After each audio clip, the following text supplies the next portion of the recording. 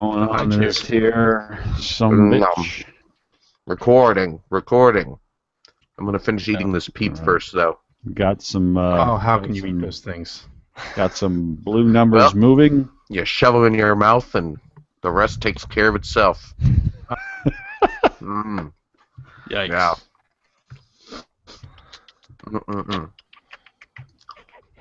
Hey, that's good squishy. Yeah. You taste the chutney. Yeah. I just said that before. You can really taste the chutney. Love it. Hey. Me, my mama. Clavin. That's Pretty Frank, lady. Frank laugh. He likes to think. Running and the thing. Oh, man. Running the thing with the guy.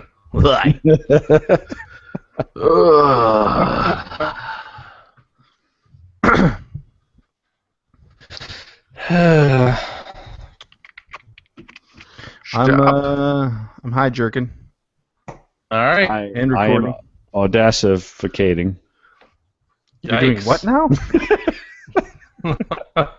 Maybe that camera looks a little cloudy. Oh boy. Yeesh. Well, you know, All right, it's let's- Saturday night after all. Let's do a clap here. Everybody ready? Yes. Get your hands in the air, waving them like you just don't care. All right. 3, 2, 1. All right. Solid. Yeah. Good enough. There Good we enough for your go. homework. Hello and welcome to episode 441 of the Player One podcast for Tuesday, April 21st, 2015. Although I'm probably going to unleash this episode early, so hey, there you go. I'm your host, Chris Johnson. With me, as always, from the great state of California with no water, Mr. Phil Theobald. Hey, get on up. We're gonna make some crazy money today. Yeah? Just saying. Yeah. There we Alright. go. And joining us from Canada, Mr. Greg Seward. Hello. Sub G. Thanks for joining us Sure. on such short notice. And speaking of short notice, Wait, are you introducing me? Are you saying that because Phil sent out the invite this week, or? Hey. Come on, that was pretty good. from the great state of New Jersey, Mr. Rich Grisham. You know, I'm surprised, Chris, that you would actually release this episode early because of your long track record of hating games that come out before they're supposed to be released. So, True. He's got a point. Oh, I guess I'm gonna alter my stance. You ain't lying. It comes out on Tuesday. thanks for having me. This is the best show on the internet, and as always, I'm happy to be here. Well, thank you very much for subbing in for Mike Phillips. You've got to be grumpier though. So All right, I can, a couple of subjects will put me down that path pretty easily. I'm fairly certain of that. All right, let's get right to it. We got a lot of news that happened last week. A lot of new things to talk about. First of all, it was rumored for a long time. It was one of the worst kept secrets, and I'm surprised nobody registered the domain early on this one. Guitar Hero Live has been announced by Activision. It is the triumphant return of the Guitar Hero series to modern consoles. Yep. Fans of plastic instruments rejoice. Ugh.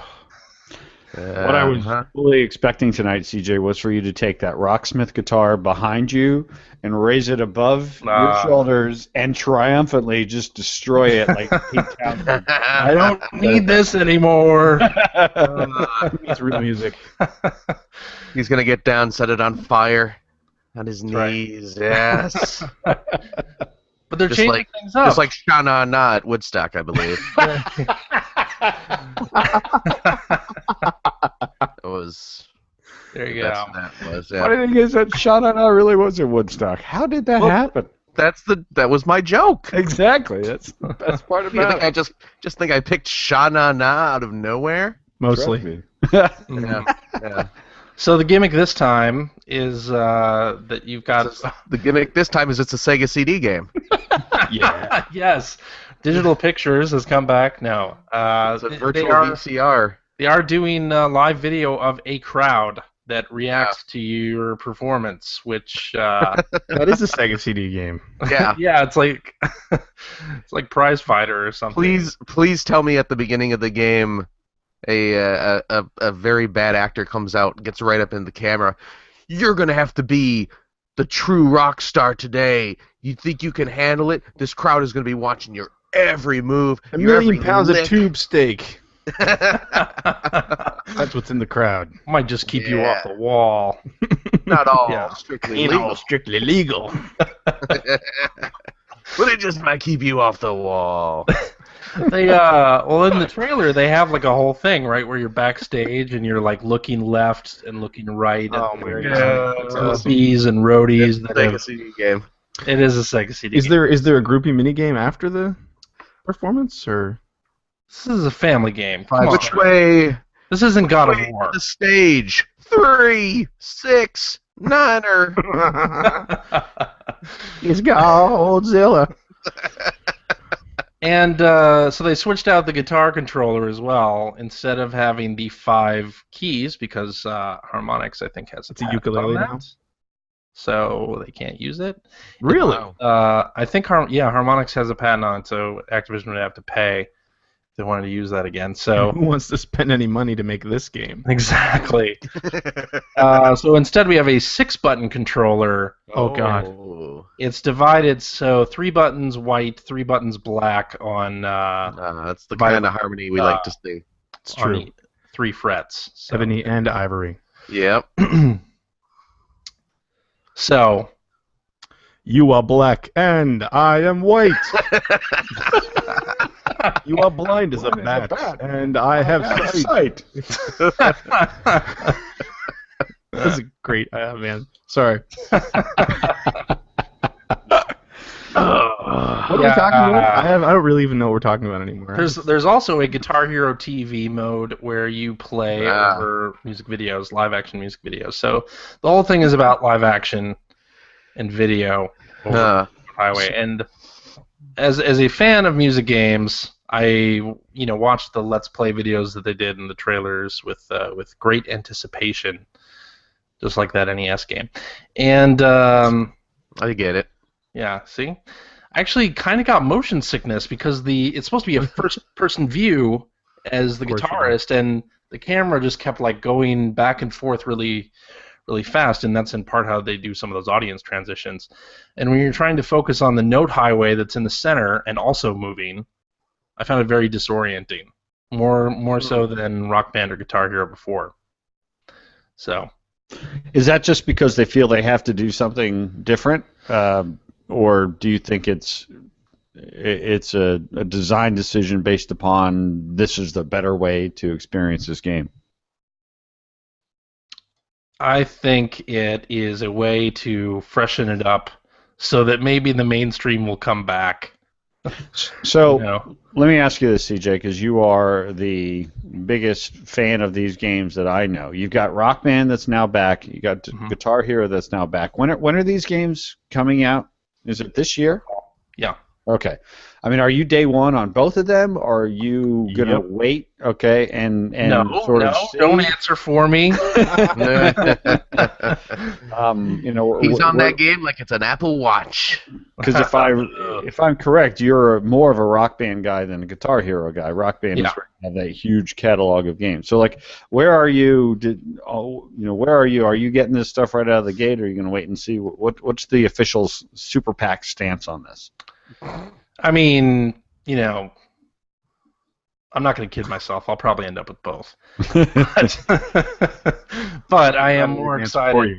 That said, I am more excited about Rock Band because of the backwards compatibility with the songs, right? So all of the songs that I've purchased in the past for Rock Band come forward into Rock Band 4, whereas with Guitar Hero, none of the DLC or the songs from the previous versions carry over. So I feel less inclined to buy Guitar Hero Live, but I probably will anyway. I don't know if you saw the guitar, because they showed off the new guitar as well. They showed footage of people using it. It looks like a Guitar Freaks guitar, like the little tiny guitar. So we went from Rock Band instruments, which were much larger, almost full size style, to a ukulele. Basically. Does it look like a plastic piece of crap that'll be covered with dust in about 6 months? Yeah, pretty much. Okay. Just checking. How great would it be? That's good because it's going to go with all my other ones. You want to have a matching set, matching aesthetic there. I want to be Guitar Hero clear. How? Yes. Very nice. How great would it be if you pop in Guitar Hero Live and the first song that comes up is "Two Kittens Down Christmas." Two monkeys like the zoo. Oh no! Like the I haven't got a clue. I actually had that CD in my hand today. Oh, what? The Sega CD sampler that was on that song. That was Virtual VCR. That was a video. Yeah. It was also on the sampler. Oh, was it really? Yeah, it was on the music sampler nice. in the very first release. Okay, because I was explaining to my wife what CD. Well, my son, I had the. Oh boy, here we are. On a tangent here. I was testing out a new piece of hardware I bought for an upcoming episode of Generation 16. Yeah. And my son happened to notice on the menu something called CDG, and he was asking what that was, and then my wife was asking what it was. So your son was asking, "What's a CD?" Yeah, exactly. My sampler and played some Information Society and I want to know feet. What you're saying. Yeah, and then we had to play the sampler for a while. But anyway, I was very impressed with that sampler for about 20 minutes. In general, that was a good software package that came with that system. Oh, definitely. Right? Sherlock Holmes and the Classics CD and Solfease, whatever. Yeah, Solfease was the Sega CD version. Yes, that's right. Yes. Why, I don't know. Who knows? All right. So, Guitar Hero coming back. Big whoop. Mortal Kombat. So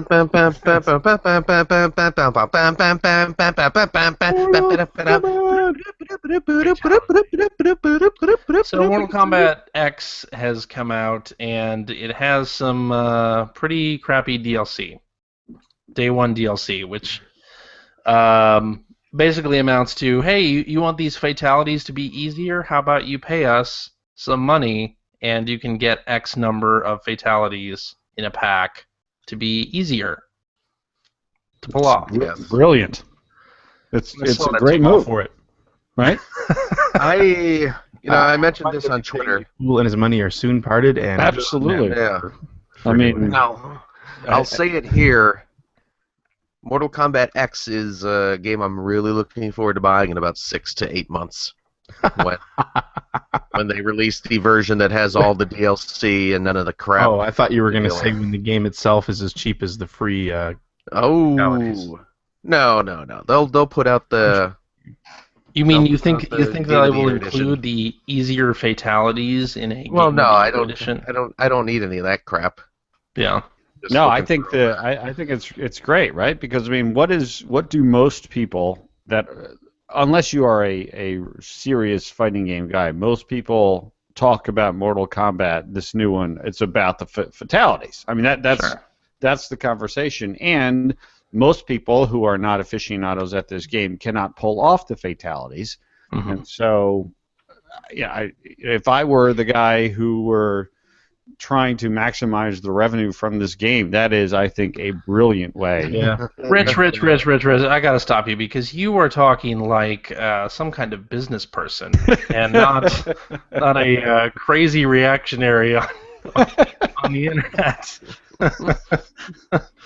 And I mean, as a player, I can see how this would be upsetting because things that were reserved. But no, why is it upsetting? I don't understand why it's upsetting. Can you not do fatalities in the game?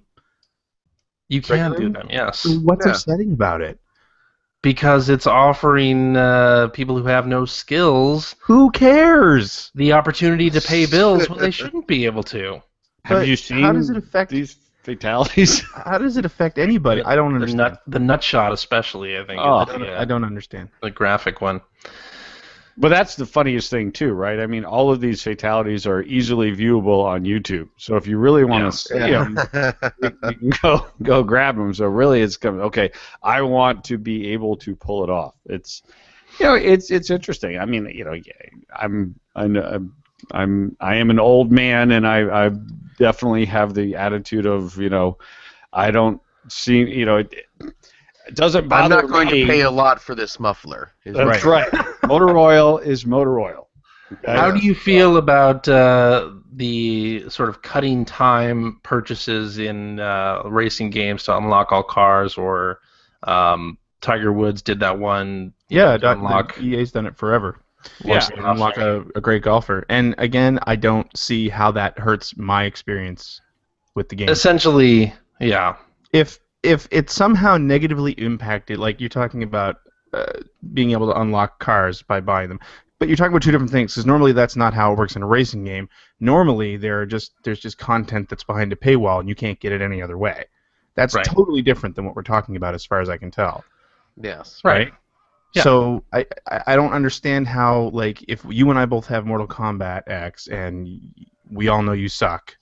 Hey, I'm further in Bloodborne than you. Come on. You decide that you want to see these fatalities, and you can't do them in game, or you don't want to be bothered learning how to do them in game. Yeah. How does you buying that negatively affect my experience with the game? In fact, it's probably better than a lot of other DLC where it's pay to win, and I have an advantage over you in a multiplayer mode or something like that. And on top of that, there's two other positives there from a business standpoint. One, you've monetized the game beyond the original purchase, which everyone's looking for, and two, again, you're talking about business. But all the hard work and everything that went into that, more people are going to get to see it, right? I mean, it's like that. It's sort of age-old conundrum in game dev is like, how deep do you want to put all your best stuff in a linear game, because you know that 80% of your players are never going to see that. Exactly. Yeah. Well, and to bring it back to Guitar Hero for a moment, part of the reason why I sort of lost interest in that series is that I believe they started focusing more on the professional player, like the people who only play expert level, and turn down their nose at anybody who plays. Exactly what they did with Tony Hawk. Yeah, exactly. Exact same way. And not paying attention to the note highway on the other modes. So I mean, I can see that, but the internet does not agree with what we're saying. Well, the internet's very upset.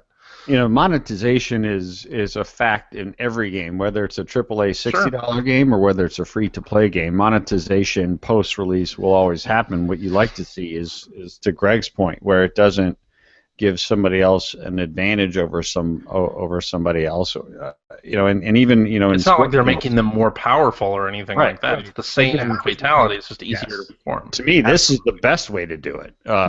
Even from a player standpoint.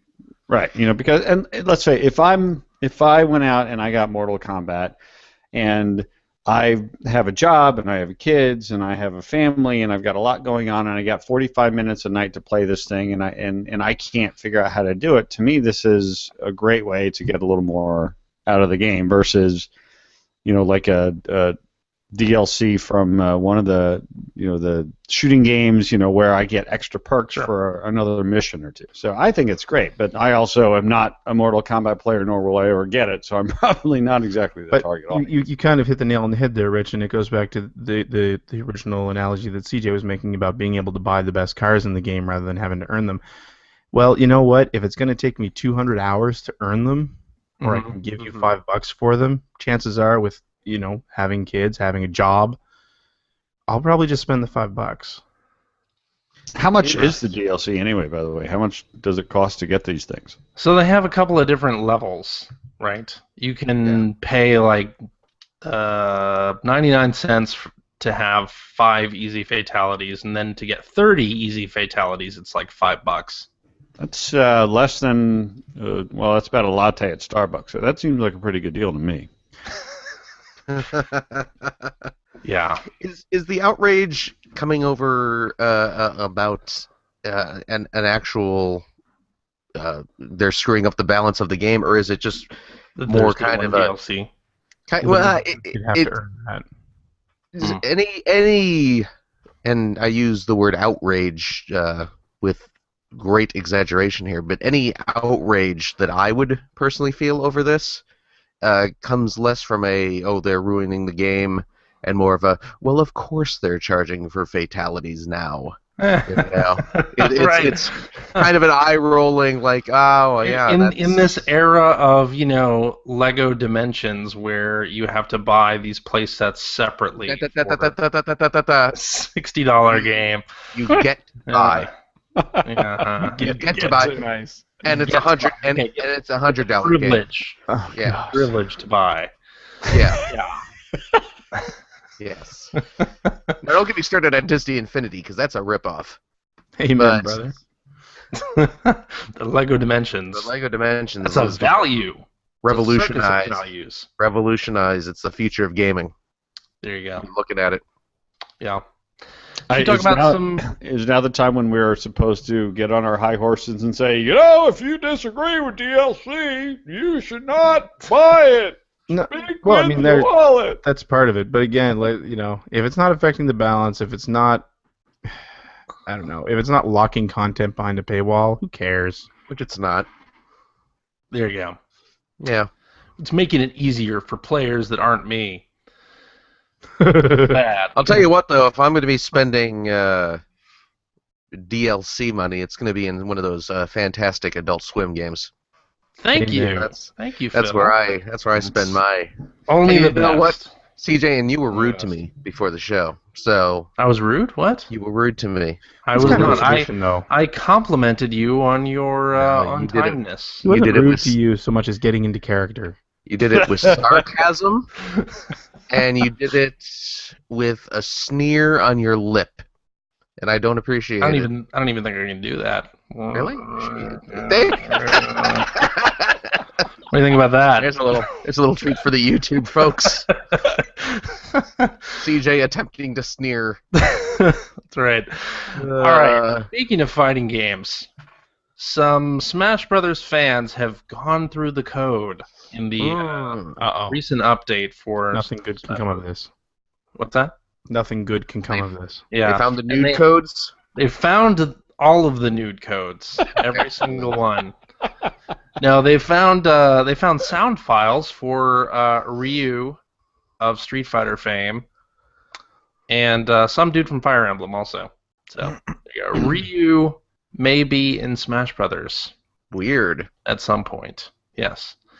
Of course, the update just came out for that. That opens up like a DLC store where you can purchase characters and new outfits for the Mii fighters and things like that. Is the internet outraged? The Mewtwo. And Mewtwo as well. No, the internet's not outraged on this one. So. It's Nintendo. Funny how that happens. Yeah, it's Nintendo. It's okay. The more content for a game that people like. So I got my Mewtwo code. Hey, so did I. Me too. Did you use it yet? I totally did. I totally played through the single-player mode as Mewtwo already. Nice. I haven't even downloaded it yet. Very powerful Pokemon. And I totally paid to get the Mega Man and Proto Man armor. Of course you did. I'm part of the problem. I didn't even want to ask the question because I already knew the answer. I'm part of the problem. For your Mii? For the Mii, yes. You couldn't just use your amiibo for that? No, that's DLC. Well, that's lame. Well, what do you want? I want to be able to use my amiibo for that. I did? Just laid out what I wanted there before you asked. I did. I finally busted out my Toad Mii in Captain Toad this week. Nice. What does that do, anyway? It unlocks a special mode on each stage. It's like a little hide and seek type mode. Mm-hmm. Basically, there's a tiny little pixel Toad, and it's just a texture that gets slapped on some surface in the level, and it could be like the wall that defines the outside of the stage, or inside a building, or anything like that, and you just have to walk around the stage, adjusting the camera, trying to find this thing. Oh, that's interesting. And then when you find it, you tap it on the touch screen. Yeah. And then you get... What does it do? It's just... Get a little sound effect, and that's it? Refunds 10 cents of your $13. It's a video game. What is? You don't get any sort of power up or. What does playing through Bloodborne do for you? What is? Huge erection. Your massive. You get a big tax refund, or Tell you what, they opened that Bloodborne gear store, and I was totally gonna get me one of them saw cleaver shirts. Oh. Yeah.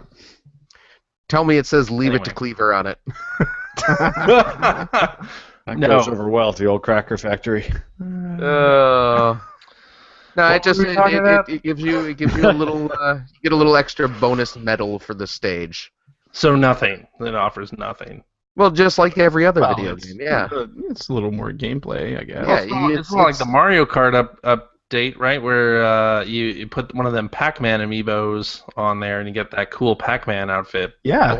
What is that? So that's kind of what I was hoping for with That's just an outfit, though. That's not even gameplay. That's just you're looking at something. I know, and I'm gonna spend $12.99 to get. They just changed some textures around. The privilege. Yeah, see, there you go. Wearing that Pac-Man outfit. Hats, though, because didn't I see a Mega Man helmet on a Mii in Mario Kart? Yes. Yeah. So it's not just an outfit; it's a hat. Come on, man. Yeah.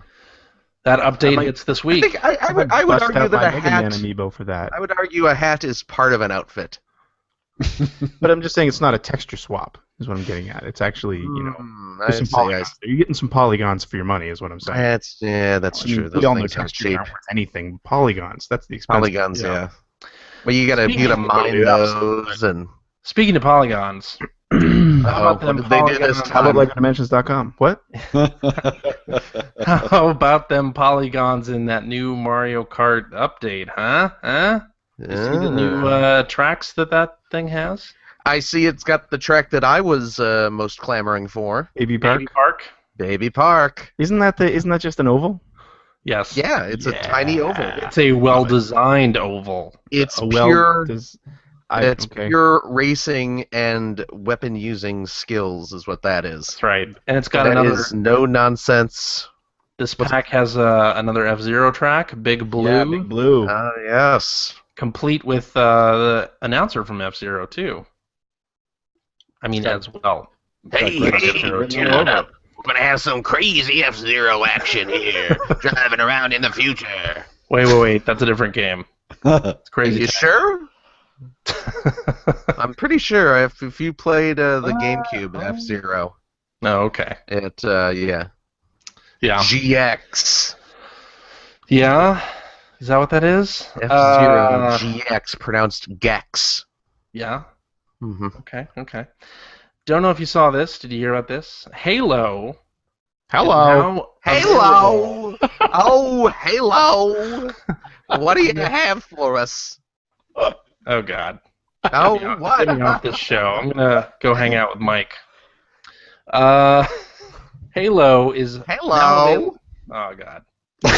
Now available for your iPhone or iPad. What is available? Microsoft has released Halo Spartan Assault and Spartan Strike in one day.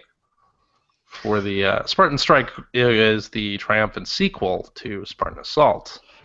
It's just Microsoft's way of finally recognizing that Apple has an actual phone as well as the Windows phone. I think they, in the past on the iPhone. They heard the announcement that Nintendo was going to totally get all up in the iOS stuff, and they were give me some. That's right. So, yeah. So 2 Halo games hit the App Store this week. That's pretty good. People love their Halo any way they can get it. Do. Indeed. Yep. And have you heard about this also in iOS land? Way Forward. Oh, here we go. Here's Your where we favorite. justify the stupid watch. They've announced an Apple Watch game. It's called Watch Quest. Yeah. So, is this the time where it's okay for me to say that I wanted an Apple Watch as well? Yeah, no, it's okay high five. It's okay Rich, for you to want one, Rich, I'm touching the screen. Right brother. there at you. Wow. Watch, brother. After hearing the weird. spirited debate where Phil was dressing down CJ for his desire for the Apple Watch, I wasn't dressing down. I was genuinely curious as to why he wanted one. I've seen a lot of commercials in my long grumpy life, but boy, these Apple Watch commercials are excellent, and they make me want one. Does it go with your spiked bracelet? Well, the second one will after the first one breaks it. Yes. Okay. Yeah. Here's my question about the Apple Watches. Yeah.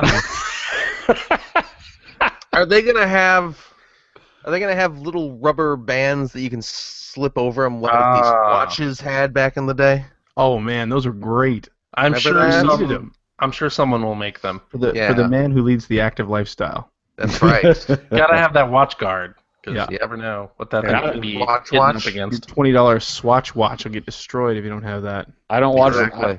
I don't want that watch for the games. I don't want it for any other reason other than that thing's going to turn colors and tell me when I got a message and look really, really cool while I'm looking. Tell you when there's something happening in your pants. That's right. Mhm. Instead of staring at my phone, I'll just stare at my wrist and Stare at my groin. I mean, life will be- my wrist. Yeah. Well, now you can play. I want to ask play- you this. Is there any way that you would even play games on this watch? Like, what kind of a game experience could you What possibly kind of a have on this thing? douchebag would you look like on this watch That's where I thought he was going with in the that. subway? Well, back in the day, Nintendo did make quite a few Game & Watch games That is true. that did look like wristwatches. That is I true. mean, the time was displayed very tinily I'm- on the screen. I'm Yeah. telling you, It was teensy. Yeah. watch technology reached its peak when my watch could transform into a robot. Yeah. I don't disagree with that. But yeah, you can play Watch Quest. Apparently, WayForward has done this game where you start it on the iPhone and you power up your character. You go on quests on the watch. So could be interesting. I'm sure I'll try it. I'm not expecting to play very much of it, honestly, because I'm kind of not interested in games on the watch. But Yeah, right. Yeah. I've but we'll gone- see. We'll see. yeah. I need to be. One of these games needs to prove that it's worth playing. So we'll see. Exactly. All right. Should we talk about Star Wars for a minute? Because Star Wars. That was a great trailer. Nothing but Yeah. Star Wars. that teaser 2 trailer was quite impressive. That was terrific. Yes. Oh, I Hit really on thought that was good. every. I mean, as a fan of Star Wars from the very beginning, I don't think they could have hit it any better. I mean, it was just you have the new, you got the old, you have the iconic imagery of the Star Destroyer, you got Chewie and Han Solo. And Chewie and Han in the was awesome. corniest, cheesiest line ever, and it was You the got, greatest thing. It was great. Doddering old man Han Solo. Oh man, Perfect. I love it. there, Love there. It looked like Harrison Ford was enjoying himself, which is something you don't really see these days. It was before he crashed the Millennium Falcon onto a golf course. So Yeah, exactly. Was Anne Haitian there too? Good thing the 18th was not a dog leg. do the Kessel Run under par. But so here's a question I have for all three of you as fathers. Oh, Are you day one lining up, going to see Star Wars in the theaters? What are you doing here? You got a whole lot of other people to think about other than yourself here. that day that trailer came out, I came home and we were having dinner, and I looked at my son. I said, "So you going to Star Wars with me in December?" And his eyes went like, "What? There's a new Star Wars coming out." He goes, How "Really?" many And I months was away is that? "Yeah." And he's asked like nonstop, "How many months away is December?" And I How pulled old up is my he phone. again? He's 6. Okay. I pulled out my phone and I showed him the trailer, and he was just amazed. He's so excited, and I'm so excited that I get to take my kid to see Star Wars. This is gonna be awesome. My stupid kid's too young. He's not. He doesn't really. They What a will let waste. him in the theater. You Sure. know, What a- it's not like they'll There'll be bar some- him. there. What a waste, though. He's not gonna. He's not gonna fully appreciate it. He doesn't. He doesn't understand the politics. I tried showing him episode 1, and he just gets confused. And I'm like, no, dude, you got to understand the blockade. It's like an embargo. They're trying to keep the trade, and he just. Don't you see the symmetry to this in Iran? Come on, man! And he's Huey just looks like Daniel Tiger. I want to watch Wild Kratts. I'm like, come on, dude. Wildcrats is a good show. I'm not saying it's not, man. All right. I'm not saying nothing about the Wild Kratts, man. There you go. I wouldn't do that. I hope this movie's good, though. Are you a day one, Chris? I'm ready to love again with Star Wars. Although I have to admit, I saw the prequels more times than I would care to admit in the theater on Christmas Day, in a 24-hour period. I remember going and seeing those because was it the first one that came out on my birthday? Anyway, the whole magazine went to see the first one. Yeah. On opening day, and man, I really wished I'd been stuck at work on a really terrible deadline instead.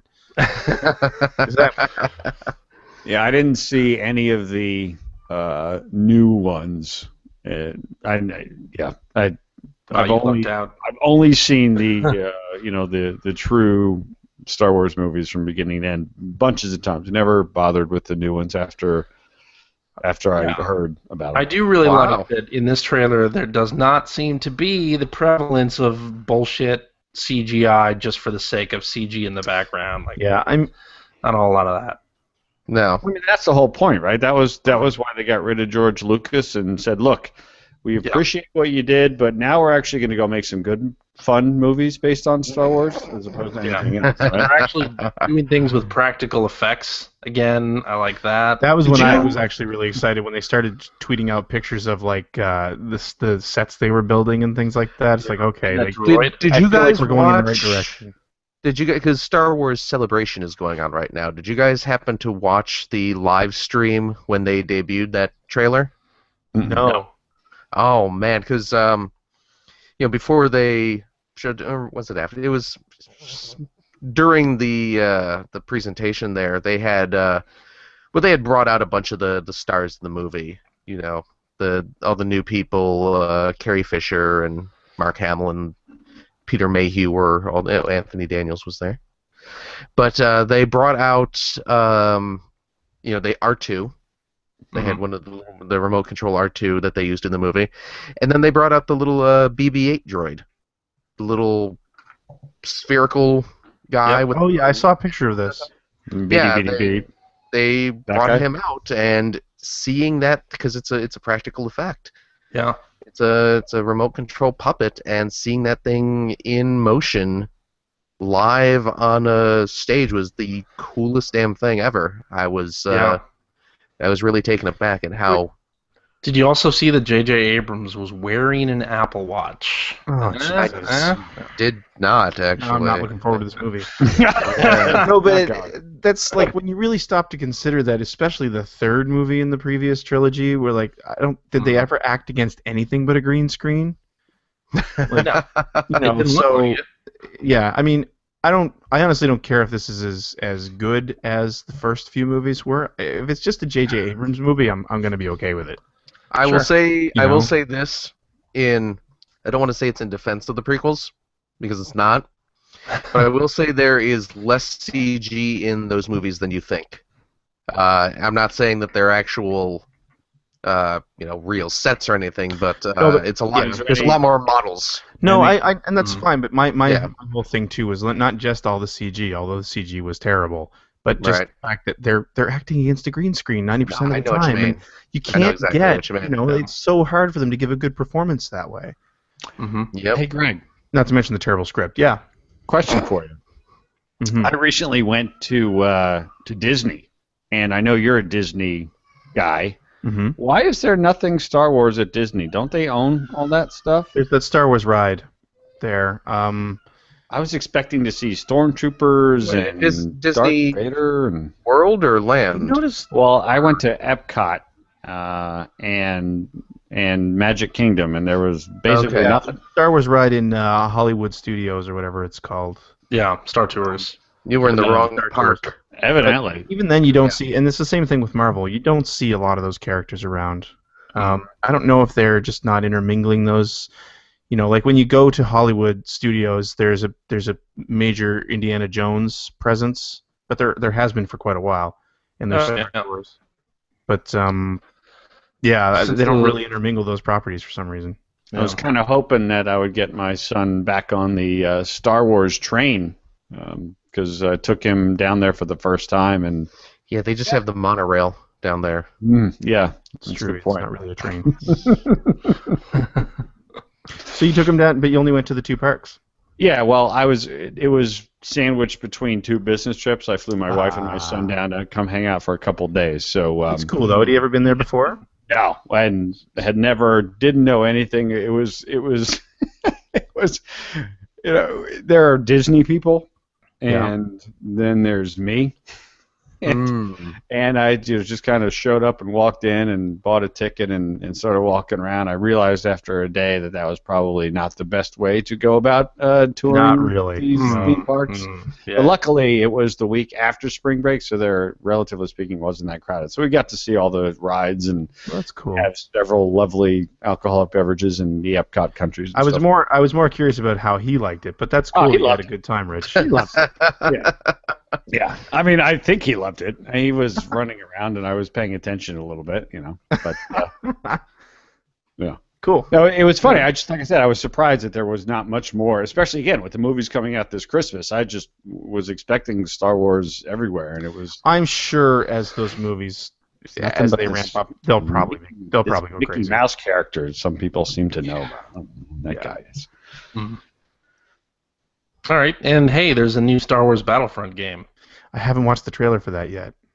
It looks pretty cool, but it's one of those things where the text across the bottom of the screen says "in-engine graphics," and you're like, "Oh, come on!" Like, now it's not gonna look like this. Is this a spiritual successor, or is this a kind of the same thing but on a bigger scale, or is this just an all-new set of battles and things like that? I dare say this is just a chance to throw as much Star Wars shit together as possible. I think you're right about that. Because that's really what the last game was, right? I mean, it's got Endor. Yeah. So, you know, that's all you need, right? I mean, this is like basically Battlefield with Star Wars stuff, right? Yeah. Yeah, okay. And it's multiplayer only. That's a good thing. Yeah. I'm in. Apparently no single-player campaign. Well, Battlefield's been known for being amazing at this forever, and take Star Wars and throw in some TIE fighters and some X-Wing fighters, a couple of Star Destroyers. Yeah, it sounds like a good recipe to me. Okay. Yeah. What do you got, Phil? Nothing. Nothing? Although apparently there's no space battle. There's what? No space battles? Were there space battles in the last one? Apparently there were. Oh, okay. Not in this one. So yeah.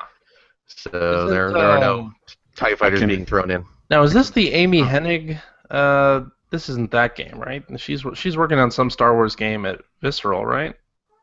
No? Didn't Visceral get closed down, or is that somebody else? I don't think so. Okay.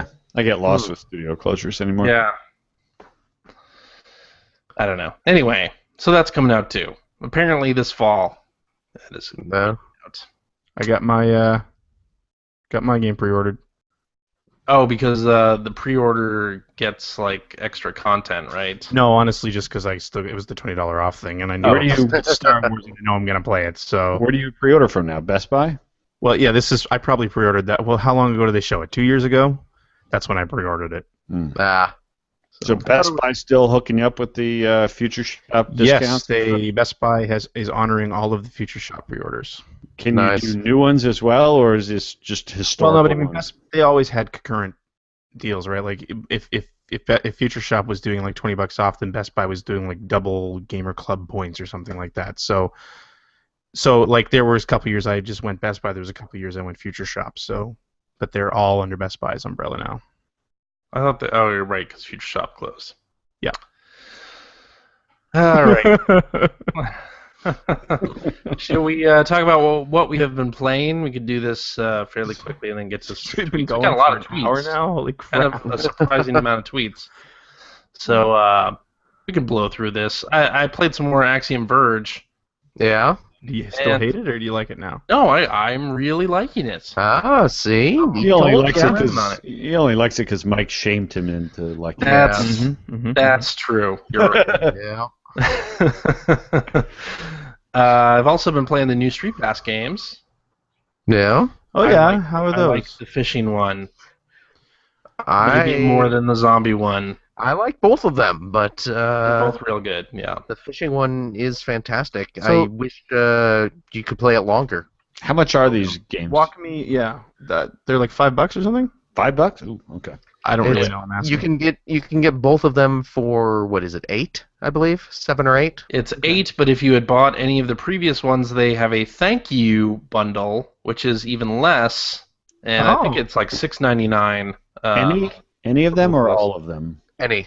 Because Any. I bought a couple. Okay, good. Yeah, you just need to have bought at least one. So What was your Yeah. favorite of the previous Street Pass Monster games? Manor. Monster yeah, I'm Manor. still playing Monster Manor. MeForce is great. I don't know if you guys have played that. MeForce is really good. It's actually I love MeForce. a surprisingly solid Yeah, shooter, and Exactly.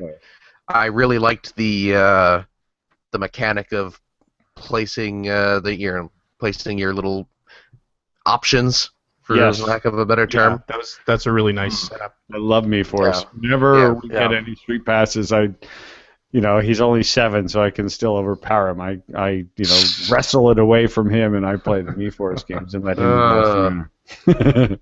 I liked Warrior's Way. So That was one of I like that they added. If you notice, they added badges to the games as well.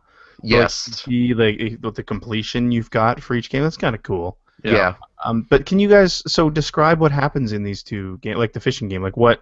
So you get a Street Pass, Yeah. and then what do you do when you go in there? Like Well, how does it work? So Do you want to take this, CJ? sure. So you're hanging out in the lobby of your hotel at this resort Oh island. boy, this is already taking too Bass long. Pro Shops, Bass Pro Shops Hotel. I thought my stories were long-winded. CJ is giving you like the history of your character in the The game. description's already longer than the game. No, so your Street Passes give you bait that you can then use at various locations around the island to catch fish. Okay. Yeah. That's So then you go into the CJ's different locations and you choose the CJ's fish and that's really good at that part. He's kind of the master. the Bass of, Master. Of collecting bait. No. He's,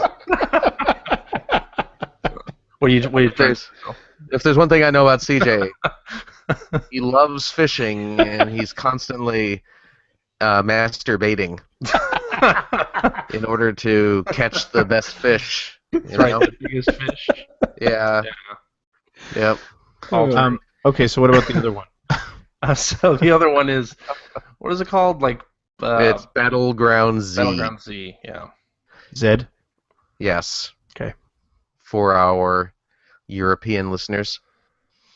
And it is God Save the Queen. exactly. It's a bit like you know what it kind of reminds me of is Age of Zombies. That That means nothing to me. that It's an iPhone. game. It's an iOS game from. I think it also came out on. It also came out on PlayStation, didn't it? Yeah, it's true. It was like a PlayStation Mini, I believe. Yeah, it was. Yeah, the half brick people there. It's kind of top down, running around. You know what? Kind of like Zombies Ate My Neighbor. There you go. Okay. That kind of top down My action, language. run around and kill monsters sort of thing. Okay. The way it works there is there are different stages where you have different goals. Like kill this many zombies. Survive this many waves of attacks while defending a door or something. Sounds very Street Pass gamey. Yeah. Much less like the rest of them. But the way that the other people you've Street Pass come into play is that during each of the levels, these people will be scattered throughout the stage, being attacked by zombies, and you have to save them. Yep.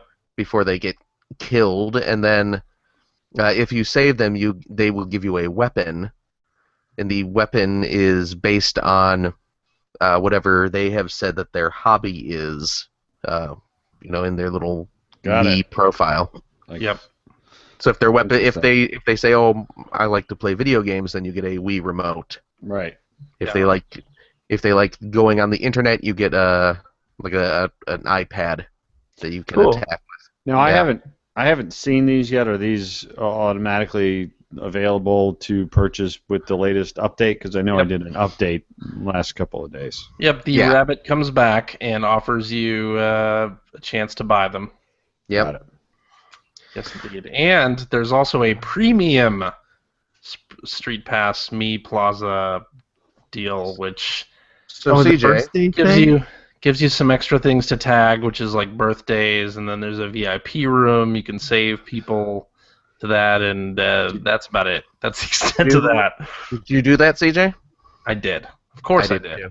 Because I have played a huge amount of Me Plaza games, so I'll take whatever they're given. Well, the little premium Me Plaza, it adds a lot of like odd little functionality to it as well. Like you can choose to turn off a lot of the dialogue, so the whole kind of introductory parts of the Me Plaza you go by quicker. Sit there and I noticed that. hold an R. Yeah, you can file away if there are games that you are done playing.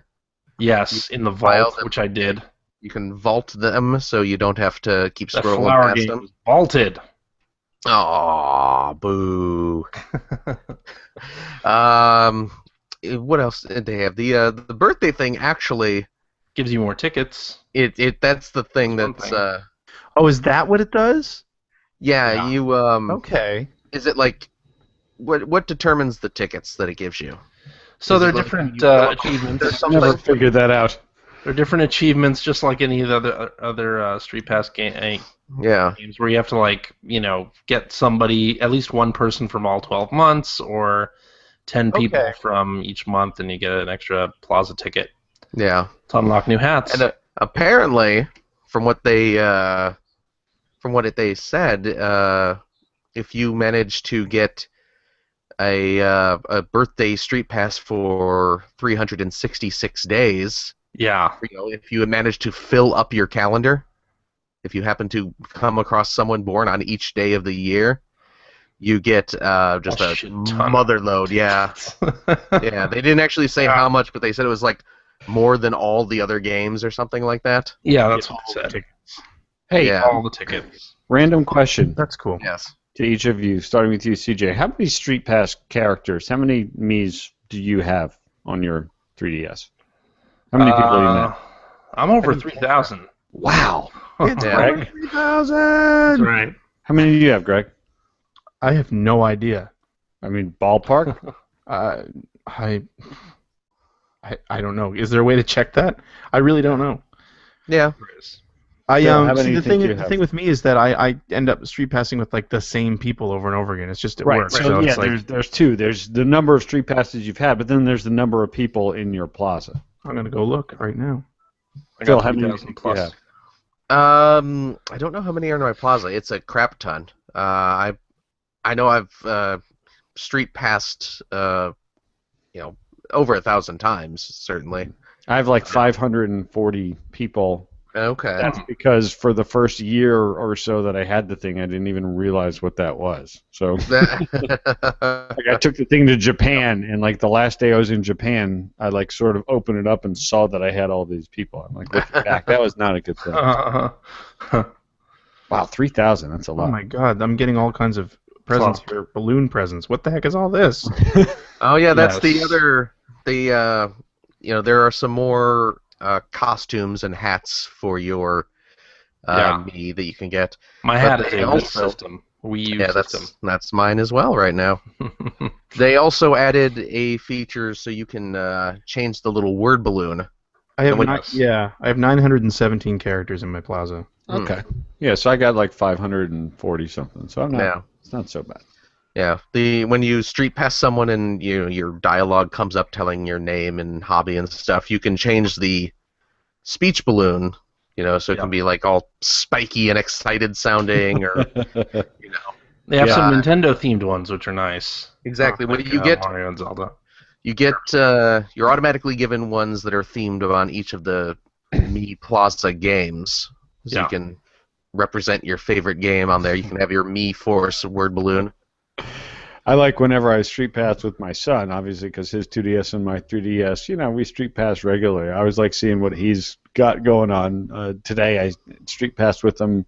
I said hello to him, and it said, "You are cool, 79." I was like, "Oh, all right." There you go. That's cute. Sometimes it's complete, just gibberish. Sometimes it's funny. Yeah. I got the right now. I'm currently using the Kirby word balloon. So nice. Yeah. So cool. Yeah, and then I was playing a very fine new Steam release from Adult Swim Games. It's called Wesperado Double Barreled. I don't know if you may have heard of it. Is that a Game of Thrones thing? Yeah, it is. It is a sort of retro-styled pixel art open-world Western game. Wow, that's a lot of genres. Think Red Dead Redemption if it was an 8-bit game or a 16-bit game. Got a little Madden tossed in there. Madden, little FIFA. Yep.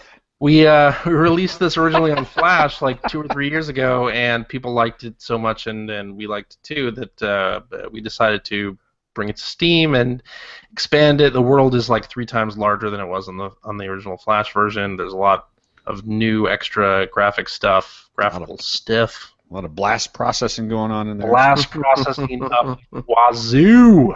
I tell ya. And that is available on Steam right now. It's on sale for $11.99, and it's a great game. I have put many hours into it. Excellent. Yes. I downloaded it. I just need to give it some play. You should. I think you'd like it. I think you'd like it a lot.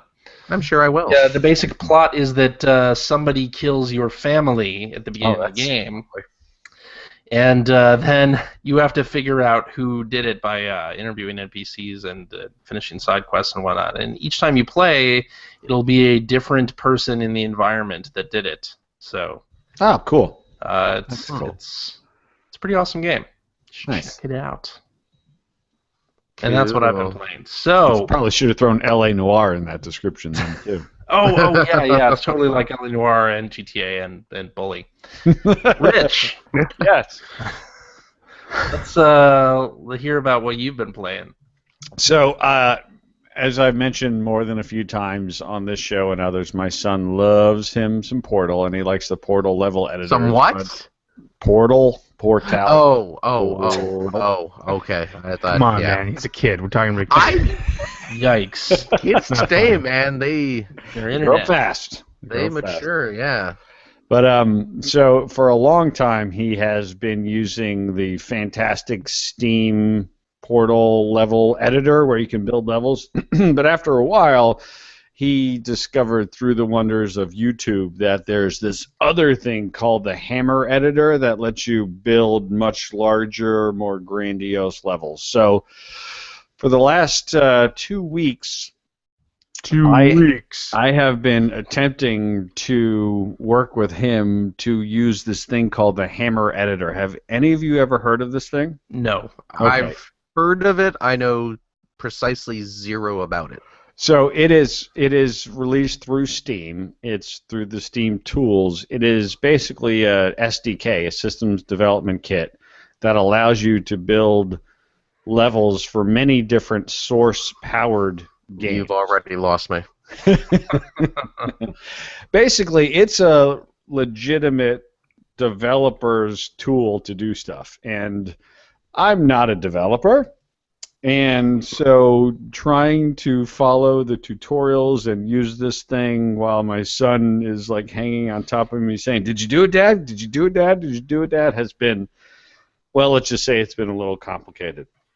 But today, not more than an hour and a half ago, I had the greatest technical achievement of my life when I created a room with a person standing in it. Remember, Nice. the previous greatest technical achievement of Rich's life was figuring out how to add mods to Minecraft. So. I'm graduated. I feel like I went from grammar school to middle school with this thing. And what's interesting is to create a room. When you're using the Hammer editor, it's got 4 boxes. The top box is sort of your view into the world, and then you've got a top view, a side view, and I don't know what the other view is, but there's multiple views that you have of this environment that you're creating. And you would think creating a room is simple, but I created a floor, and then I tried to create a ceiling, but it turns out that the ceiling was actually not on top of the floor. It was like way over there. And then I created a wall, which was way over there. Like in your house? In my house on Virtual the house. PC. Right. That doesn't make My sense phone. at all. So it took about 4 hours of trial and error to actually create a room with the ceiling and a floor and the walls all actually touching each other in the same space. But then we got to add the textures to the boxes and dimensions and stuff. And I tell you, I've never really felt prouder of myself than getting my little Gordon Freeman standing in the middle of this very generic room, and then we put a portal gun in his hand, and I was just like, all right, that's it. We are calling it a night. We have accomplished more than I ever thought I could with this thing. I mean, it is a real serious development toolkit, but it's awesome that Valve puts these tools in the hands of people, because these things are really, really powerful. And I don't know, it's interesting sort of experimenting with what people who really make games get to use, and realizing, even when they put a lot of this power in your fingertips, just how complex these stuff can be. So that's one of the things I've been messing with. CJ, you'll like this. One of the favorite games around the Grisham household right now is Pushmo. Yes. My son found Pushmo on my 3DS right before he came down to see me when I was in Orlando. And he showed it to me when he got there, and we have been playing it pretty much nonstop since. That is a fantastic game. I mean, it is so good on so many levels. And the Wii U version is fantastic as well, Pushmo World. Yeah, we haven't tried that. I'm glad that you mentioned that, because that might be a good birthday present. His birthday is coming up in a couple of months. Don't bother with Crashmo. I mean, well, maybe. It's not as good. It's not as good. No. But I mean, Pushmo seems to really have the progression of difficulty down so well. I mean, yes. Every level that you move forward gets a little bit more complex, but not so much. There's no giant leap forward, and it just gives you everything that you need to figure out how to get to the top. And Intelligent Systems, man, they know how to do that stuff. I think Box Boy is the same way. Like, it really is a nicely leveled puzzle game. And it also has did you play Box Boy? Yeah, I said Box Boy. I didn't. I realized you played that. Yeah. Cool. And it's got a wonderful level creator too. Again, my son really loves games where he gets to create levels, but they do a great job, and they put, again, a lot of tools at your fingertips in there. They don't really dumb it down. The tutorial to learn how to build the levels is significant, but have you shown your son the trailer for Mario Maker? Which I have not shown it to him, but I have told him that it's coming. So he's aware of it, but I haven't gotten to the point of showing him. Yeah, I am jealous of kids today. They, can spend their summers designing Mario levels, and it's fantastic. Love it. Yeah, for sure. So we've been big time into Pushmo.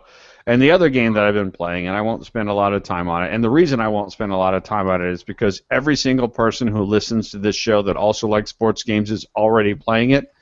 But MLB The Show, the baseball game that just came out for the PlayStation 4, is amazing. It is so good on so many levels. It looks gorgeous. Looks great. It plays wonderfully. It is, of all the big time sports games, it is by far the least video gamey. I mean, it is so true to the sport. You need to play the game the way that baseball is played. In other words, if it's a 7th inning and a close game, you got a left-handed hitter up, you want to get a left-hander reliever in there. You don't want to leave a guy in an inning or even a batter too long. You make smart decisions, you're rewarded. You make bad decisions, you're punished. It's great.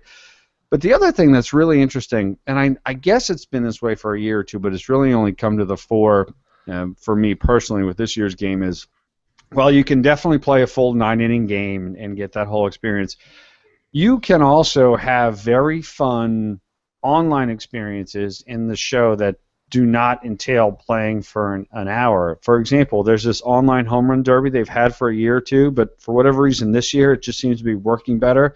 You can just play online home run derby with your favorite players at any stadium and have a good old time. It's got leaderboards and stuff, so you can play the game for 5 or 10 minutes and do that.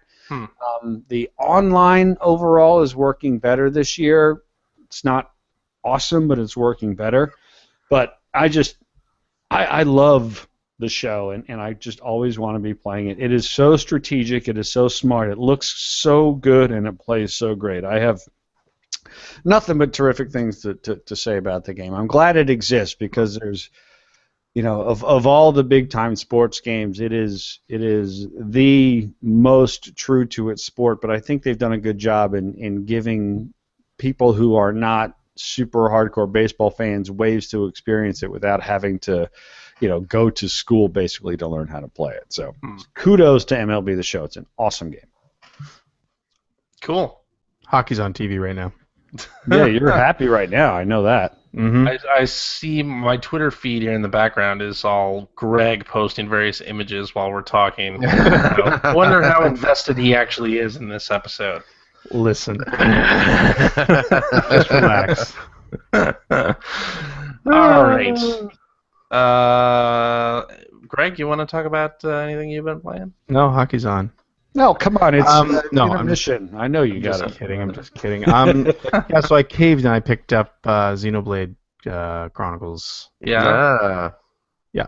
Ready to spend 100 hours finishing. Well, you know what? Because again, like I mentioned last week, there's way more chance that I'm going to spend that 100 hours on my 3DS than I'm ever going to spend on my TV. 100%. Just There you go. It's just the way it is, right? Yep. Because yeah, you guys know.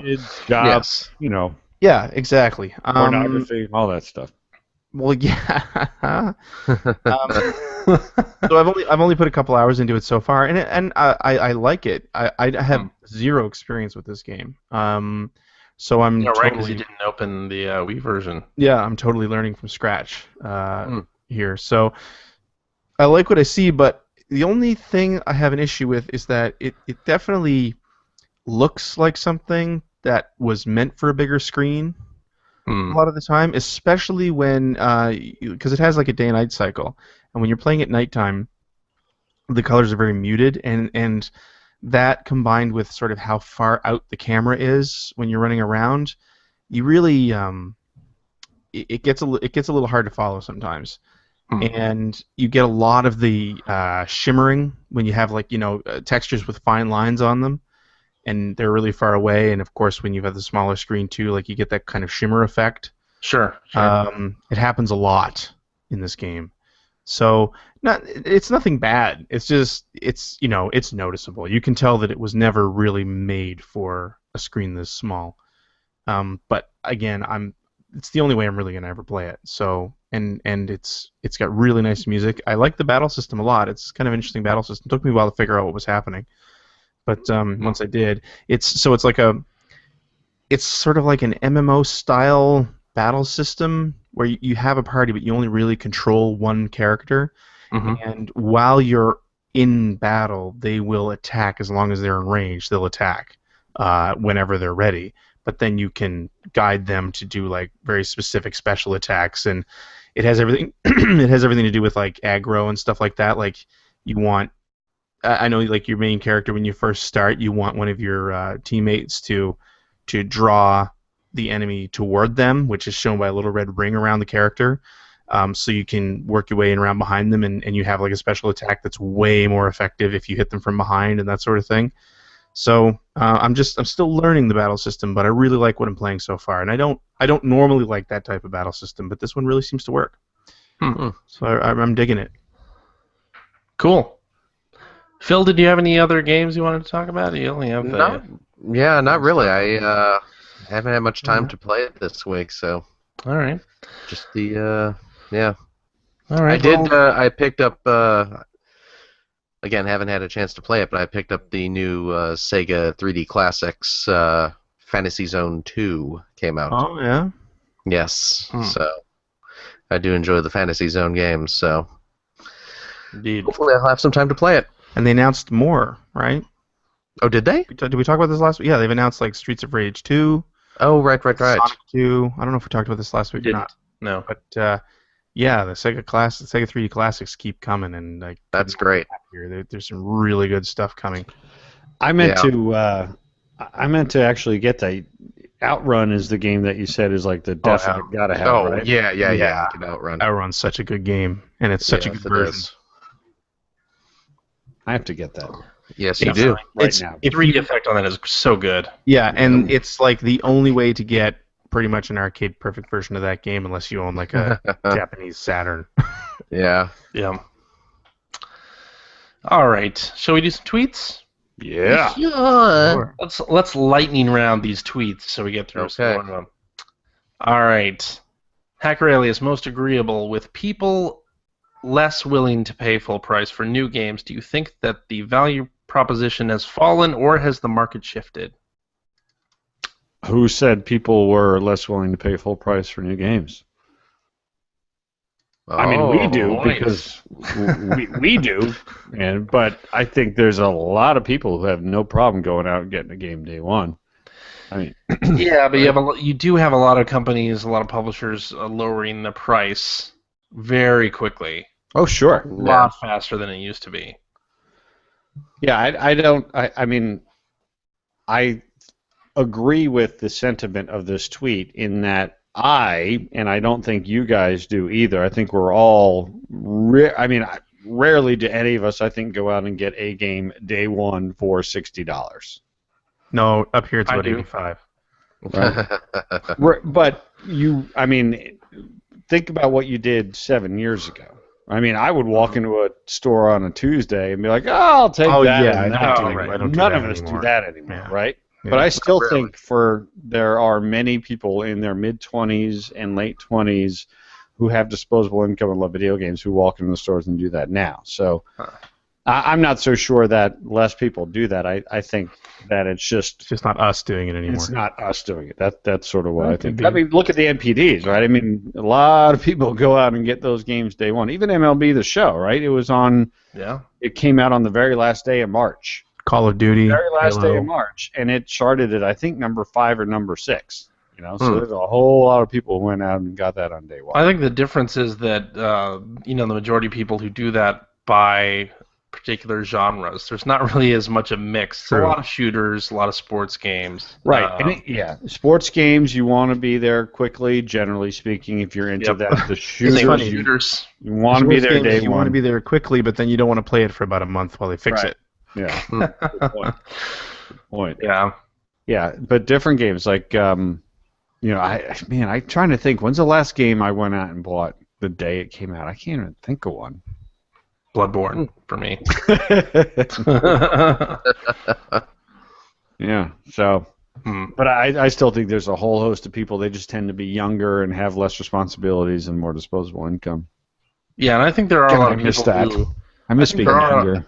A lot of people who play Minecraft for months and months and months, or people who that's the other thing. Yeah, stick around with the same game for a longer period of time. Oh my gosh! Means, and I think we were talking about like the AAA still exists, but like the mid-tier games the market's completely fallen out for those because people really spend most of their time with large AAA games or Minecraft or multiplayer games that have an ongoing community. And kids too. Like I look at my son. My son has played through the Portal and the Portal 2 campaigns countless times, and he just loves the game so much he'll play them over and over and over again. I couldn't. But I mean, is he at the age yet where he's really paying attention to what's coming out and what's new? No, he looks to me to tell him. Exactly. You know? And same here, and I'm not telling them anything. Right. Well, the only I think I actually talked about it on the show when I was on a few months ago. Like when Mario Kart came out, that was the first time that he had ever even known that there was a new game coming out with a release date and stuff. Because for the most part, everything that he plays, and it's like, here, try this. Here, try this. So. Yeah. See, with my kids, like for Mario Kart and Smash Brothers, they didn't know those games really existed until I brought them home. Yep. Mm-hmm. Yep. Kids are great like that. Oh, it's so awesome. Yeah. Won't be long till they'll be telling me what's going on. Yeah. Hacker alias JRAD27 says, is it wrong that I can't justify the $20 to $25 price tag on Axiom Verge and Titan Souls and pick them up ASAP if they were box copies? So talking about the price difference between digital and retail. Nothing wrong at all. You know, every single person has their own amount of money that works for them, whether it's physical, digital, day 1, day 5,000, doesn't matter. We all have that point in our head. It doesn't have to be rational. I mean, I'm the same way. When I see digital, I see digital download that's like $20 or more. Well, I had said that when the order got to $40, I'm like, I'm gonna go get that, and then it got to $40 like 20 minutes after it came out. I'm like, nah, I'm still not gonna get it. Yeah. I mean, I think with digital releases, it's one of those things where a couple of years ago I would have said no, like I would not pay $60 for a game digitally, or what are you crazy? Like no, but I'm doing that fairly regularly now, and it's you're the where you have to kind of do that a couple of times and see that the convenience factor is there. You don't have to worry about discs getting destroyed by toddlers. Well, that's just it. I mean, you made a conscious decision, though, this generation that you were going to go digital, which is a little bit different because you're not having that you're not sort of weighing the value that way at all. Sure. So I'm just going to say that I have a 3-year-old and he has not destroyed anything of mine. Yeah, no, my kids haven't actually my games either. My kids not a game. My kid only destroys the really big, expensive stuff. Not the Yes, indeed. All right. Hacker alias Thorbon3 says, what video game-related YouTube channels do you guys subscribe to and watch besides Generation 16 and P1P? Generation 16. Yeah. P1P. I subscribe to a few, actually. Oh, yeah? Let me go find some of them here. I will just mention the ones I watch.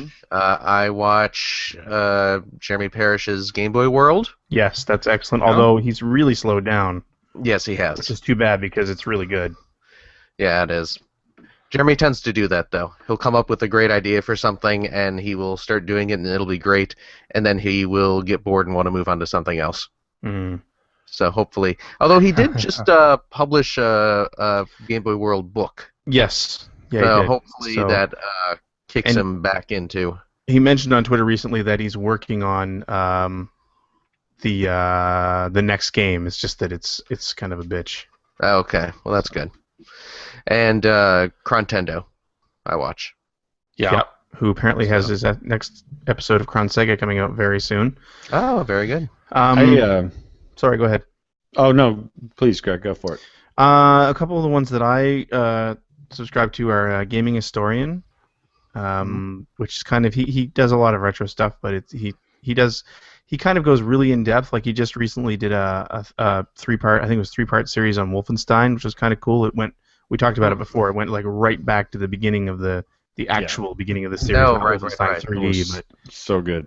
Yeah, there's another one I subscribe to called it's called Space Kappa right now, but the Backlog. The Backlog, yeah, with Joe Walker, which I really enjoy, and his whole thing is that he covers retro games, but the idea is that they're retro games that aren't going to cost you hundreds of dollars to pick up until he covers them, and then he covers them. And then GameSack. I don't know if any of you guys have ever watched that. They do. The name worries me. You'd really love it, Phil. Really? The name does but you would really love it. They're all about retro games, and they do like 20-minute long episodes every 2 weeks. Okay. But they, like the last one they did was games with female protagonists. Then they did a big thing on the PCFX.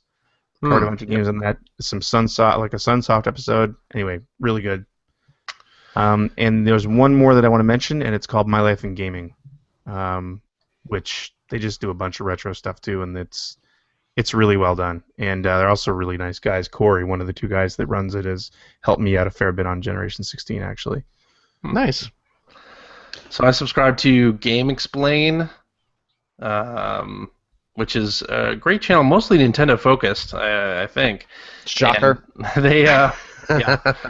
they take the trailers that Nintendo releases and really like go in depth and analyze the things in the background that you may not have noticed, which is great. Like the Mario Maker 30th anniversary trailer that played during the Nintendo Direct, they went through and showed like the different sprites of characters that were never in the games the sprites were for. Right. Pretty interesting stuff there. What else? Nintendo World Report has a really interesting YouTube channel commenting on Nintendo stuff. Go figure. And Alex Kulafi does a great news show there Thursday nights. And friend of the show, Josh Hillier, was just on that. Cool. Recently. What else? I also listen or watch the backlog. Yeah. I think those are the big ones. Yeah, I hope I didn't miss any I there. know I'm forgetting a couple.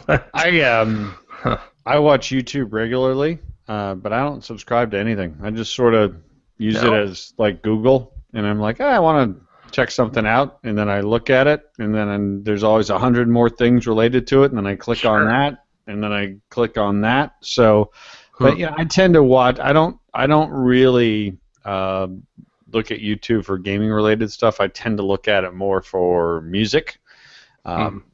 There's just so much good music from artists and bands that it's just kind of how I use it. So I don't really subscribe to anybody so much, but I still do YouTube all the time. Also, Don Koopman, who contributes to Nintendo World Report, does videos like every week on the stuff that's out on the eShop in Japan, like themes that we don't get here, and the little badge game that we don't have in the U.S., and all kinds of things there. That I watch his videos, and I'm very jealous of some of that stuff. Isn't it time, by the way, like for YouTube to refresh its user experience? Because when I go to channels, when I do find my way to channels, it's just a bunch of stuff thrown up on the screen. I mean, am I the only one who thinks that YouTube is organized horribly? And if it were better organized from a channel and marketing or brand perspective, that it would be even much more conducive to subscribing to people and seeing things, or am I the only one who feels that way? I agree. I think as you start subscribing to more channels, they start recommending things that are a little more tailored to you, which has been very helpful. But yeah, if you aren't so much into subscribing to channels, then it doesn't really help at all. The user experience, the design of YouTube, it's bad. Is the same that it has been for years, and it's just no good. But it's awesome. Like I said, it's awesome. I use it constantly. It's great. Yes. All right. Let's see. Hacker Alias. A little bit of an exaggeration. Sorry. Decoder Otter. Let's do this one. If you could force, he's asking Rich in particular, if you could force the hosts of the Player One podcast to play a sports game for a game club, which one would you pick and why? Oh, this is easy. This would be the golf club, because you guys all like golf, and the golf club lets you immediately set up tournaments and challenges and tours and play with each other at the same time, or play with each other asynchronously, and you can create your own courses. I mean, basically, the golf club is Mario Golf without the Nintendo characters, and it's on your, on a big screen. So that's easy. It would be the golf club. I think all of you guys would genuinely enjoy it regardless, and the fact that the four of you could all get out there and hit it around at the same time would be just a terrific podcast in and of itself, sort of the live stream of the three of you and Mike playing the golf club live. I can't cover it. I know too many people who worked on it.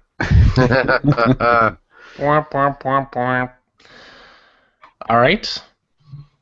We'll have to do that at some point soon. Maybe. not. I'm interested in the golf club, though. I heard you talking about it a lot on the Dodcast, and it does sound like something that I'd be interested in. So yeah, it's great. I mean, maybe when there's a sale. Yeah, if you like golf, it actually just went on sale, I think, for $15. If you like golf games, I mean, the golf club gets so much right, and I know you guys do. So to me, I guarantee you would enjoy playing it. It's challenging, but so is Mario. I mean, heck, Mario Golf is a super challenging game too. So I don't think you're any strangers to that. It's true. Yes. Hacker alias Ickaboy says, how many grade schoolers has Rich Grisham's team beaned this Little League season? It's a man's game, and you got to be prepared to step in on plate and take one. Now, I've been having a lot of fun. I'm the head coach of a rookie league Little League team, and this is the first year that we've been allowed to keep score and there's standings and stuff like that. And let's just say I wish I could say it's because of my incredible coaching, but let's face it, I got a bunch of kids who are really good, and we're doing really well this year. So I've been tweeting about our successes. So the Mansfield Four Stringers are kicking some butt this year. We're 2-0 and won our last game 11-4. So only 3 players have been beaned so far. 3 of your players. How many of your players hit? Oh no, none of my players. We hit the other players. Come on. I'm just kidding. No, it's fun. I never would have known how much fun it is coaching Little League baseball. It is a blast. These kids at 7, 8 years old love to play. They get out there. They love to have fun. They throw it all over the place. It's a blast. I had no idea it'd be so much fun. It's awesome. Cool. And then, of course, Hacker alias Ickboy says, okay, serious question. Which sports games does Rich Grisham think are going to be substantial upgrades and which are simply minor updates? Oh, this is also easy. And Greg will like this. I believe NHL 16 will be a substantial upgrade. God, I hope so. I think they have. I think this is their chance to react to what the community uproar was and show them that they're listening and show them that they get it. And I think NHL will be, of all the games that come out this fall, will be the most substantially different. And I don't want to say improved because I don't know, but I think it will be the big one. I think it has to be. Yeah, well, it has to be for its own survival. Because I think it can survive one bad game followed up by a good game. I don't know that it can survive 2 bad games. Yeah. Whereas the other series are so well established, FIFA, Madden, NBA 2K, they could all have real stumbles and still be relatively okay. NHL is the one that needs to, and I believe it's the one that's going to be. Yeah. Speaking of which, Crosby's hurt. Oh, well, there goes my postseason hopes. All right, Hacker alias. No. What were you going to say, Greg? No, I'm curious to see. I mean, I know that a lot of people don't put these in with other sports games, but NASCAR and F1, both those series are kind of in that same position. Not that they've been released. Well, yes, the most recent NASCAR game was pretty bad, but like F1 has gotten really stale, and Codemasters just announced that they've extended the license. But I really hope they do something. What do you do to a racing game, though? Even if they just need to, even if they just polish it up. Last year's game was literally just a reskin. So, at least that's what it felt like. That engine needs some love. It's old. It's starting to feel old. So hopefully they'll bring it to the new consoles this year, and it'll be something special again. All right, Hacker alias Danjuko says Project Cars drops next month. Who pre-ordered? Platform? Who's pumped? PS4 for me with Project Morpheus in my future. I have not pre-ordered this because I was a little bit concerned about it. I've been following it. I know nothing about this game. What is it? It looks so good. Oh yeah. My gosh, it looks good. It's Slightly Mad Studios is who's making it, which was the ones who did the Need for Speed Shift games a while back. Mm-hmm. I want to say, I don't know if it was crowdfunded or what, but anyway, it's kind of like this is like the game that they're gonna be known for. Like this is their this is the game they want to make. So This is their drive club. Is that what you're about to say? kind of. That's kind of right. But it's got like a ridiculous. It's got a ridiculous number of tracks. It's got a whole bunch of different cars and disciplines. Like you can go all the way from karting up to like open wheel Formula One style racers. And I was following it. I didn't pre-order because I was a little worried, and then it was supposed to come out, I think, February last year, and got delayed, and got delayed, and got delayed, and now here we are. It comes out in May this year, so it's over a year late. But they released some video of it recently, and it looks so good. Yes, it did. Looks so good. And Digital Foundry did some testing on the PS4 and Xbox One Gold versions, and there's some frame rate issues because the car field can be up to like 45 cars or something like that. So of course, yeah, and you know they're good looking models. So when you put all those on the screen at once, obviously it's going to chug a little bit. I think it dropped down below 30. Love 30 those frames. good looking models. But the other thing that I really like about it, on top of everything else, is that it actually supports third-party wheels, which anybody who you know, like has bought something like a Fanatec wheel. I have a Fanatec Porsche 911 G2, I think it is, GT2, and the reason I bought that was because back then it was compatible not only with PC but with my PS3 and with my Xbox 360. Then Xbox One and PS4 come out, and one of the first things we learn is, oh, by the way, all those wheels we supported last gen, not supported this gen. You have to go buy our shit instead.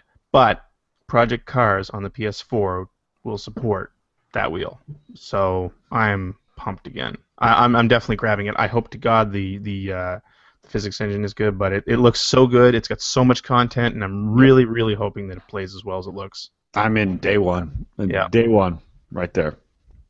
Didn't I just say I don't buy games day one? Yeah, you just did. I said that. I'm in day one. I'm there. All right. Let's finish up with this one. Hacker alias the Parmaster says, "Hi guys." Hi. Hi. Hello. Yeah.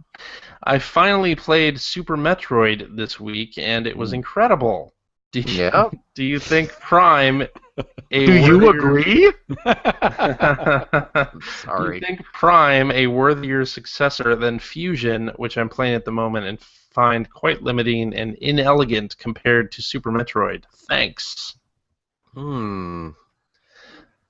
Fusion is definitely a different type. I mean, it is very handholdy.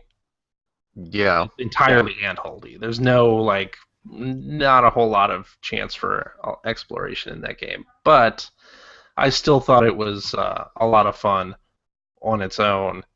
It wasn't really trying to be... I mean, it was, a linear Super Metroid. Much more linear Super I still Metroid. really enjoyed it, though. Yeah. I never finished Prime. Really? I gotta go back on the Wii U and play that. Yes. But now I'm playing Axiom Verge, and I'm into that. Axiom Verge is fantastic. Yes. What do you think? What do you think about Fusion? I really liked Fusion. I like Fusion. I like Zero Mission more. Zero Mission's better. Yep. Yeah. Totally. When the hell is that coming out on Virtual Console? Damn it! It's out in Europe. It came out in Japan already. When is it coming to North America? Who knows? Who knows? Rich, are you a Super Metroid guy? You get into that at all? I mean, I played some. It's one of those franchises that I've talked about. Like there was a whole bunch of the original NES franchises I did not experience because I arrived late and poor. But I have played various incarnations over the course of time, and I think because I didn't start out with it, it never struck me the way that it did so many other people. Yeah. But the one that I played that originally came out on the Wii, what was the one that was specifically for the Wii? I played Other M. That I believe that was one I played. That was the one I played the most. And that was not the best game that I played on that platform. But it's more of I certainly have a respect for that franchise, but it's not one I put in my wheelhouse. All right. Well, anyway, the Par Master. If you don't have a PS4, you should. After you're done with your Metroid stuff, you should try Axiom Verge. Word. All right, I think that's a show. I guess so. That's one of our longer ones. Sounds good. Yeah. Yeah. Times when you get a loudmouth like me on going blah blah blah blah blah. And we have You just got out all the sports stuff and back down to our regular size. and we had a lot of news stuff too. So, got to talk about Star Wars. I mean, come on. Well, it's Star Wars. Yeah. All right. So after the outro, don't stop recording. We're gonna do a clap at the end. Also, Don't stop recording. clap at the end. Yes. That's my nickname back in college. CJ starts and finishes with the clap. Just like all his ladies. Alrighty, and that is our show for this week. Thank you very CJ much. starts with the clap. for- You finish with the clap. Sorry. I didn't mean to clap there. Hopefully that doesn't screw the whole show up. That's all right. It I didn't. screwed up CJ's outro. True. Alrighty, and that is our show for this week. Thank you very much for listening. If you have a question or would like to comment on something you heard, perhaps you're a Mortal Kombat fan who really does not like that DLC and considers our talk on it to be ill-informed and whatever have you. Bad. You're not wrong. You can direct all of that.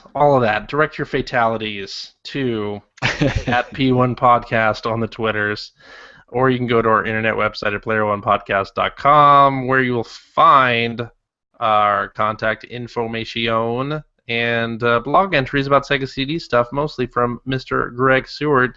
Generation 16 episodes can be found there also. New one's coming soon. Very cool. Excellent. And there is a message board where you can discuss this very episode with us and our other listeners. If you'd like to subscribe to the Player One Podcast, you can do so by visiting player1podcast.com or by going to the iTunes Music Store. While you're at the iTunes Music Store, you can also invest $1.99 Cheap. to pick up the Player One Podcast iPhone application. It gives you one-touch communication with us via the voicemails, the emails. No, not the Phil. No. Not voicemails, Phil. Emails and Twitters and what have you. You guys know how to keep your listeners here the whole time. You really do. It's so Yeah. All of our episodes ready to stream right to your listening device. And hey, Android cell phone, telephone users. Player One Podcast iPhone application is available to your listening device as well for the same $1.99. Also cheap. You can find that right over there at the Amazon Android Marketplace. We're also on Stitcher. We are on the YouTubes, youtube.com/P1 Podcast. You can see archives of all of our shows. You can go like us on Facebook. You can go join our Steam group. You can go jump off a short pier for all we care. Nobody's listening at this point. We're not the boss of you. You can do whatever you want. You can, if you like what you heard, and how could you can go over to patreon.com/P1 Podcast and donate some crazy money to our little Patreon thing. Give us some monetary lovin', and maybe we'll play some more games like Bloodborne. Yeah. And hey, speaking of that sort of thing, when are we doing our bully? We owe the Patreon people a bully game club, man. At some point. CJ. Christ. Jeez, here we go. I've been playing it. I'm on chapter 4. I've been oh my playing God. bully. I'm right I know here. what? DJ hasn't started playing it. I'm That's like halfway through Bloodborne. Yeah, exactly. What's a bully, boss? It's a game with a B. It starts with B.